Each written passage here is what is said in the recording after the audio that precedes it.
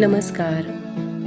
जीवित पुत्रिका या जितिया व्रत आश्विन मास की कृष्ण पक्ष की अष्टमी को यह व्रत किया जाता है। इस व्रत का स्त्री समाज में बहुत ही महत्व है। यह व्रत 3 दिनों तक चलता है। माताएं अपने पुत्र की लंबी आयु के लिए यह व्रत रखती हैं। जीवित पुत्रिका या जितिया व्रत की पूजन सामग्री इस प्रकार है: आम के पत्ते, सतपुतिया के पत्ते, पान के पत्ते, गन्ना, कुशा, सिंदूर, जनेऊ, मौली, दूध, अक्षत, धूप दीप, नदी के किनारे की मिट्टी, बांस की डलिया, भिगोया हुआ चना प्रसाद के लिए, जितिया का लाल धागे का माला जिसमें जीमूत वाहन का लॉकेट हो, पान सुपारी, बनाए हुए प्रसाद जैसे चूरमा, ठेकुआ इत्यादि होते हैं। जीवित पुत्रिका या जितिया व्रत की पूजन विधि इस प्रकार है। जितिया का व्रत 3 दिनों तक चलता है। पहले दिन नहाए खाए होता है, दूसरे दिन खर जितिया और तीसरे दिन पारण होता है। नहाए खाए वाले दिन जो माताएं व्रत हैं उन्हें नहा धो करके पौष्टिक आहार करना चाहिए, जैसे मड़ुआ की रोटी, नोनी का साग, सतपुतिया, खीरा, दही चूरा इत्यादि। नहाए खाए वाले दिन तामसिक भोजन नहीं करना चाहिए। अष्टमी तिथि जिस दिन जीवित पुत्रिका व्रत या जितिया व्रत का मुख्य दिन होता है, जिसे खर जितिया कहते हैं, उस दिन स्नान आदि करके जीमूत वाहन देवता की पूजा की जाती है। अष्टमी तिथि को प्रदोष काल में जीमूत वाहन देवता की पूजा की जाती है। जीमूत वाहन देवता की कुशा से निर्मित प्रतिमा बनाई जाती है। इस दिन मिट्टी या गोबर से चील व सियारिन की प्रतिमा बनाई जाती है। उनके माथे पर टीका किया जाता है। इस दिन माताएं जो व्रत हैं शाम के वक्त अरियार बरियार के पौधे की पूजा करती हैं। वह उनको सिंदूर, रोली आदि से टीका करती हैं। इसके अलावा बरियार के पौधे पर अपने हाथों से गांठ बांधती हैं, खोलती हैं व प्रार्थना करती हैं कि हे अरियार बरियार, जाकर जिउत महाराज से कहें कि मैंने अपने बेटे के लिए व्रत रखा है, अतः मेरे पुत्र की रक्षा करें। जीमूत वाहन देवता की विभिन्न प्रकार से पूजा की जाती है। उनको फल फूल आदि चढ़ाया जाता है। उनको एक लाल धागे से बनी माला चढ़ाई जाती है जिस पर जीमूत वाहन देवता का लॉकेट लगा हो। उस लॉकेट में महिलाएं उतनी गांठ लगाती हैं जितने उनके पुत्र होते हैं। वह एक गांठ जिउत महाराज के लिए भी लगाया जाता है। जीमूत वाहन देवता की पूजा करने के बाद जीवित पुत्रिका व्रत की कथा सुनी जाती है। कथा सुनते वक्त हाथ में अक्षत व सिक्का अवश्य लें। इस दिन 7 सतपुतिया के पत्ते पर या पान के पत्ते पर प्रसाद का भोजन निकाल करके घर के चारों तरफ या छत पर चील व सियारिन के लिए रखा जाता है। जीमूत वाहन देवता की पूजा अर्चना करने के बाद जो लाल धागे की माला चढ़ाई जाती है, उसमें से एक माला अपने पुत्र को व एक माला अपने गले में धारण की जाती है। व्रत के तीसरे दिन पारण किया जाता है, अतः पारण में जो नहाए खाए वाले दिन भोजन ग्रहण किया जाता है, वही भोजन पारण में भी खाया जाता है, जैसे मड़ुआ की रोटी, नोनी का साग, दही चूरा इत्यादि। भारत में अलग अलग जगहों पर यह पूजा अलग अलग तरीके से की जाती है, अतः आपके क्षेत्र में या आपके घरों में जो पूजा विधि इस्तेमाल होती है, उसी विधि से पूजा करना सर्वोत्तम माना जाता है। जीवित पुत्रिका व्रत को करने से पुत्र की आयु बढ़ती है व उसके संकटों व दोषों का निवारण होता है। प्रातःकाल स्नान आदि नित्य कर्म समाप्त करके शुद्ध स्थान में बैठकर उपवास, व्रत और पूजन का संकल्प करें। सोने के या चांदी के या तांबे के या कपास के सूत में 16 गांठ लगाकर जीवित पुत्रिका को रखें। उसी के पास कुशा का जीमूत वाहन नाम के राजा की आकृति बनाकर पीढ़े पर रखकर आवाहन करें। सुपारी पर चिल्लिका का पूजन करें। उसके पश्चात कथा का श्रवण करें। जीवित पुत्रिका व्रत की कथा। नर और नारायण को सरस्वती देवी तथा वेद व्यास जी को प्रणाम कर जय अर्थात शास्त्र पुराण कहें। जिस परमेश्वर की ब्रह्मा, वरुण, इंद्र, महादेव और सब देवता लोग सुंदर स्तोत्रों से स्तुति करते हैं, और जिस परमेश्वर का शिक्षा, सूत्र, व्याकरण, निरुक्त, ज्योतिष, छंद इनके सहित वेदों द्वारा, पदक्रम उपनिषदों द्वारा सामवेदी लोग गुणानुवाद गाते हैं, और योगी लोग ध्यान करके मन से जिस परमेश्वर को देखते हैं और जिसके अंत को देवता और असुरों ने भी नहीं जाना, उस परमेश्वर को नमस्कार है। एक समय नैमिषारण्य के रहने वाले सब लोग संसार के ऊपर कृपा की इच्छा से सूत जी से पूछने लगे, इस भयंकर घोर कलयुग में बालक बहुत काल तक जीवित रहने वाले कैसे होंगे? सूत जी बोले, द्वापर के अंत में जब कलयुग प्रवृत्त हुआ, तब दुखिनी स्त्रियां विचार करने लगी कि माता जीती हैं, उनके आगे लड़के नष्ट हो जाते हैं। ऐसा निश्चय करके गौतम ऋषि के पास सब मिलकर गईं। सुखपूर्वक महात्मा गौतम एकांत में बैठे थे। उनके आगे स्त्रियां नम्रता पूर्वक खड़ी होकर कहने लगी, इस भयंकर समय में किस व्रत से या तप से हम लोगों के लड़के जीवित रहेंगे?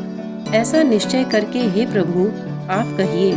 ऐसा उन स्त्रियों का वचन सुनकर गौतम जी कहने लगे कि हे स्त्रियों, जैसा मैंने पहले सुना है वह आप लोग सुनो। महाभारत का युद्ध जब समाप्त हो गया, युधिष्ठिर जी दुखी हुए। अश्वत्थामा ने इनके पुत्रों को जब मार डाला, तब इस शोक से घबराई हुई द्रौपदी मरे हुए पुत्रों को देखकर अपनी सखियों के साथ महाराज धौम्य के पास गई। द्रौपदी बोली, हे ब्राह्मण श्रेष्ठ, किस उपाय से पुत्र दीर्घजीवी होंगे, ये प्रसन्नता पूर्वक निश्चय करके कहिए। तब धौम्य जी बोले, पहले सतयुग में सत्य बोलने वाले, सच्चाई रखने वाले, सबको समान दृष्टि से देखने वाले, दया से युक्त जिमूत वाहन नाम के राजा हुए। वह किसी समय अपने ससुराल में जाकर अपनी स्त्री के साथ रहने लगे। उस गांव में आधी रात के समय पुत्र शोक से घबराई हुई पुत्र को पुनः देखने में आशा रहित एक दुखिनी करुण स्वर में रुदन करने लगी, हाय हाय, मुझ बुढ़ी के आगे जवान पुत्र नष्ट होने जा रहा है। ऐसा उसका रोना सुनकर दया से युक्त राजा का हृदय फट गया। तब राजा वहां जाकर बोला, इनके मरने का कारण कहो। वह बोली, हे राजन, रोज रोज गरुड़ मेरे लड़कों को खाता है। वृद्धा का वचन सुनकर दयालु राजा बोला, तू खड़ी रह, तेरे पुत्र की रक्षा के लिए मैं यत्न करूंगा। यूं कहकर राजा भय को छोड़कर खाने के स्थान पर गया। वहां पर गरुड़ जी आकर राजा के शरीर के मांस को खाने लगे। बड़े तेजस्वी गरुड़ ने बायां अंग जब खा लिया, तब पासा फेरकर राजा ने दाहिना अंग भी दे दिया। उसको देखकर गरुड़ जी ने पूछा कि देव योनियों में आप कौन हैं? हे वीर, आप मनुष्य नहीं हैं, अपने जन्म और कुल को कहिए। इसके बाद राजा स्वयं पीड़ा से घबराया हुआ बोला कि हे गरुड़, आप अपनी इच्छा पूर्वक भोजन कीजिए, व्यर्थ के प्रश्नों से क्या मतलब। इस वाक्य को सुनकर गरुड़ ने उसे खाना छोड़ दिया।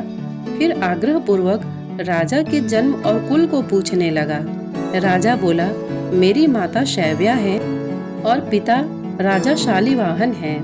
सूर्य वंश में उत्पन्न हुआ मैं राजा जिमूत वाहन हूँ। इस दयालुता को देखकर राजा से गरुड़ जल्दी से बोला कि हे महाराज, जो आपके मन में हो सो आप वर मांगिए। राजा बोला, हे गरुड़, अगर आप मुझको वर देना चाहते हैं तो मैं मांगता हूँ, जिनको आपने पहले आहार बनाया है वे सब जी जाएं, और फिर अब आप किसी जीव को न खाएं, यही मेरी प्रार्थना है। और जो जीव उत्पन्न होते हैं वे बहुत काल तक जिए, ऐसा उपाय करिए। धौम्य जी बोले, आनंद के सहित वर देकर पक्षियों के राजा गरुड़ स्वयं राजा की इच्छा से अमृत लेने के लिए गए, और अमृत लाकर पृथ्वी पर मृत शरीर और हड्डियों पर चारों तरफ से खूब बरसाया। तब वे जो खाए गए मनुष्य थे वे सब गरुड़ की प्रसन्नता और राजा की कृपा से जी गए। राजा का शरीर पहले से दूना सुशोभित हुआ। राजा की दयालुता देखकर फिर गरुड़ जी बोले कि दूसरा वरदान लोकहित की इच्छा से मैं स्वयं देता हूँ। आश्विन मास में कृष्ण पक्ष की अष्टमी बड़ी शुभ है। सप्तमी से रहित वह आज है और तुम प्रजाओं को जिलाने वाले हो, इस कारण ये आज का दिन ज्ञानमय होगा।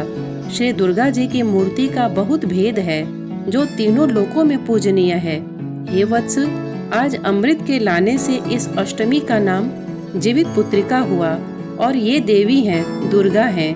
इस अष्टमी तिथि में जो स्त्रियां जीवित पुत्रिका का व्रत करेंगी और कुशा से तुम्हारा रूप बनाकर श्रद्धा और भक्ति से पूजन करेंगी, उनके सौभाग्य की वृद्धि और वंश की वृद्धि निरंतर होगी।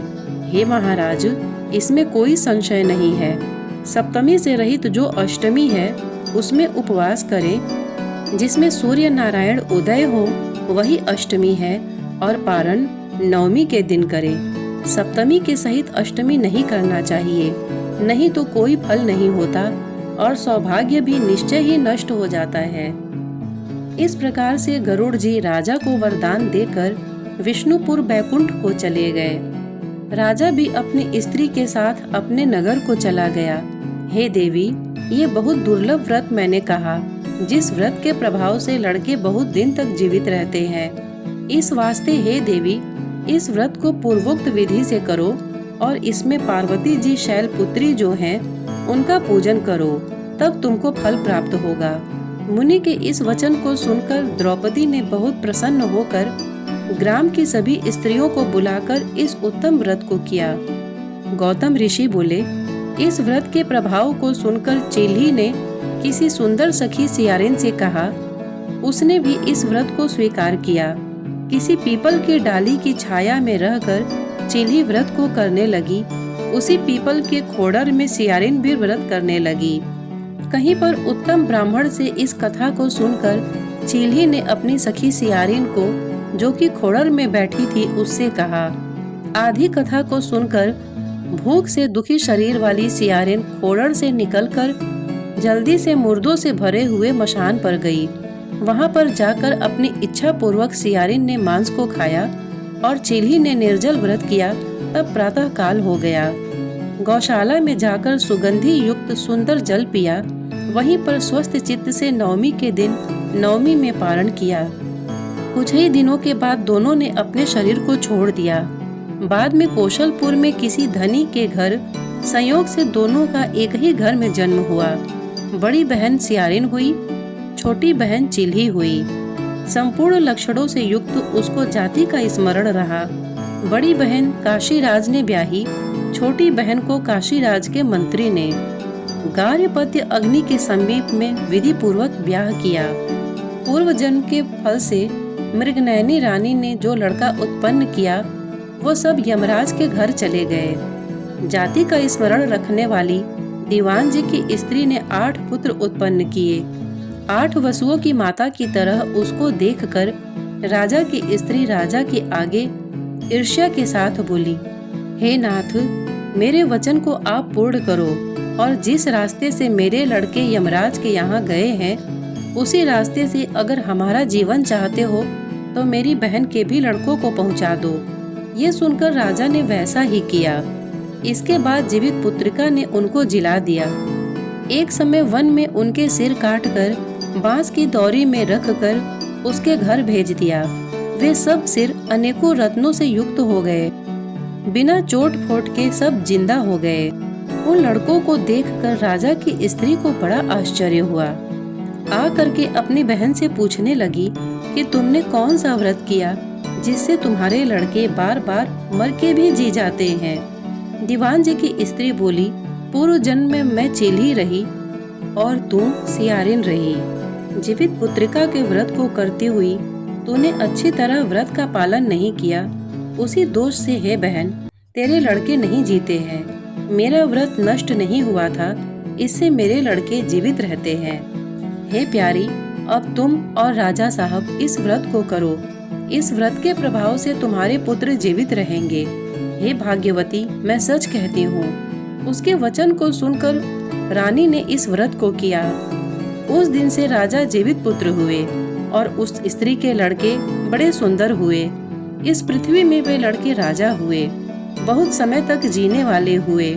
सूत जी ऋषियों से बोले, ये मैंने सुंदर व्रत संपूर्ण सौभाग्य को बढ़ाने वाला कहा है। पुत्रों के दीर्घ जीवन की इच्छा करने वाली स्त्रियां इस व्रत को अवश्य करें। संप्रदाय से प्राप्त जीवित पुत्रिका की ये व्रत कथा समाप्त हो गई। इसको लोग भविष्य और भविष्योत्तर की कथा भी कहते हैं। भविष्य पुराण आदिकों की कोई महत्ता नहीं है। इस हमारे उन्नत भारतवर्ष का यहाँ तक विचार बढ़ा था कि यहाँ सियारिन भी व्रत करती थी और आत्मोन्नति करती थी। आज हम इतना गिर गए हैं कि कोई भी व्रत करना हमें कठिन मालूम पड़ता है और अनेक दुख, बीमारी वगैरह को भोग रहे हैं। इतने धैर्य से इस कथा को सुनने के लिए आपने अपना बहुमूल्य समय दिया। इसके लिए आपका बहुत बहुत धन्यवाद। नमस्कार।